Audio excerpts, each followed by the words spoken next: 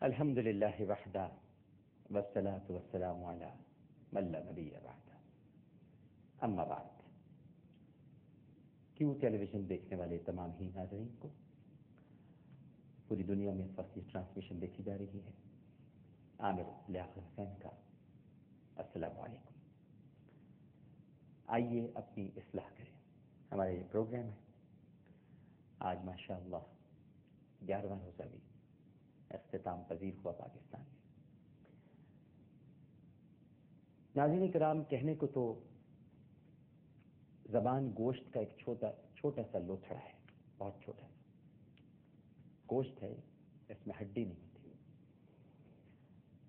مگر دنیا میں انسان کی سلامتی اور بربادی دونوں کا دار و مدار اسی گوشت کے چھوٹے سے لوتھڑے پر ہے۔ میں نے جیسا کہ عرض کیا، اس میں ہڈی بے شک نہیں ہوتی، لیکن از راہ تفنن آپ سے کہوں، ہڈی تو نہیں ہوتی زبان میں، یعنی اس گوشت کے چھوٹے سے لوتھڑے میں، لیکن یہ ہڈی توڑوا ضرور سکتی ہے۔ یونانی فلسفی ایک تھا ناظرین کرام، اس کا نام تھا فیثاغورس، جسے پائتھاگورس بھی کہتے ہیں۔ اس نے ایک روز حیوانوں اور انسانوں کے مصائب پر اپنے شاگردوں سے عجیب گفتگو کی۔ اس نے ہم کلام ہوا اپنے شاگردوں سے اور کہنے لگا کہ چونکہ حیوانوں کو زبان نہیں دی گئی، اس لیے وہ اپنا دکھ بیان کرنے سے قاصر رہتے ہیں، اور یہ اپنا دکھ کسی کو نہیں بتا سکتے، کس تکلیف میں مبتلا ہیں، کس درد کا شکار ہیں، اور اپنی بے زبانی کی وجہ سے اکثر مصیبتوں میں مبتلا رہتے ہیں۔ شاگردوں میں سے ایک نے دبے دبے لفظوں میں کہا کہ حضرت یہ تو بتائیے کہ انسان تو زبان رکھتا ہے، پھر وہ کیوں مشکلات کا شکار رہتا ہے؟ تو فیثاغورس نے ہنستے ہوئے مسکراتے ہوئے کہا، ناظرین کرام، کہ جس طرح حیوانوں پر بیشتر مصائب ان کی بے زبانی کی وجہ سے آتے ہیں، اسی طرح انسانوں پر جو مصیبتیں اور تکالیف آتی ہیں وہ زبان ہونے کی وجہ سے آتی ہیں۔ وہ بے زبان ہوتے ہیں، لہذا مصائب کا شکار ہو جاتے ہیں، اور انسان زبان کے ساتھ ہوتا ہے، لہذا لغزشیں، کچھ ایسی باتیں نکل جاتی ہیں منہ سے جو تکالیف اور پریشانی کا سبب بنتی۔ سیدنا علی کرم اللہ وجہہ دنیا اور آخرت میں سرخروئی کا راستہ بتاتے ہیں، اور وہ ارشاد فرماتے ہیں کہ گلے اور شکوے سے زبان بند رکھو، راحت نصیب ہوگی۔ اور یہ سچی بات ہے ناظرین، انسان دکھ نہیں دیتے، انسانوں سے وابستہ توقعات دکھ دیتی ہیں۔ انسان کیا دکھ دے گا؟ آپ ایکسپیکٹیشن کر لیتے ہیں، کسی سے ایکسپیکٹ کرنا شروع کر دیتے ہیں کہ فلاں ہمارے ساتھ اس طرح سلوک کرے گا، ایسا کرے گا، لہٰذا گلہ شکوہ کیا کرنا ہے کسی سے؟ گلے شکوے سے آپ زبان بند رکھیے، کچھ مت کہیے، جیسا گزر رہا ہے، گزر رہی ہے، گزرنے دیجیے، راحت نصیب ہو جائے گی۔ اور پھر فرماتے ہیں کہ اگر سچی عزت چاہتے ہو تو جیسا نظر آتے ہو نا ویسا بن جانے کی کوشش کرو، تب سچی عزت ملے گی۔ ہمارے یہاں لوگ شکایت کرتے ہیں ناظرین کرام کہ ہماری عزت میں کمی آ گئی، ہمارے وقار کو ٹھیس پہنچی، ہماری تکریم نہیں کی گئی، ہمارے ادب میں کمی کر دی گئی۔ لیکن وہ یہ نہیں سوچتے کہ یہ سب کچھ کیوں ہوتا ہے، کیونکہ ہم جیسے نظر آتے ہیں ویسے ہیں نہیں۔ اور سچی عزت اسی وقت ملتی ہے کہ انسان وہ ہو جائے جیسا وہ ہے، وہ نہ ہو جیسا وہ بننے کی کوشش کرتا ہے۔ یہ بڑی سیدھی سی بات ہے۔ اور پھر فرمایا کہ پرہیز کرو، پرہیز نفع دیتا ہے۔ پرہیز، اب آپ سوچتے ہوں گے کہ یہ کون سا پرہیز ہے؟ ہر طرح کا پرہیز۔ آپ یہ روزہ رکھتے ہیں، یہ کیا ہے؟ پرہیز ہے۔ کھانے پینے سے پرہیز، کسی پر بری نگاہ ڈالنے سے پرہیز، آنکھ کا بھی روزہ ہوتا ہے، زبان کا بھی روزہ ہوتا ہے، بری بات کہنے سے پرہیز، کہیں غلط جگہ جانے سے پرہیز، قدم اپنے غلط جگہ مت لے جاؤ، کسی برے کام میں ہاتھ ڈالنے سے پرہیز، ہاتھوں کو سنبھال کے رکھو، کوئی بری بات مت سنو، کانوں کا بھی روزہ ہے، کانوں میں بری سماعت، غیبت، بد کلامی، چغلی، یہ سب باتیں سننے سے پرہیز. تو فرمایا پرہیز کرو، پرہیز نفع دیتا ہے، عمل کرو، عمل فائدہ دیتا. عمل نہیں کرتے ہم لوگ اور پرہیز بھی نہیں کرتے.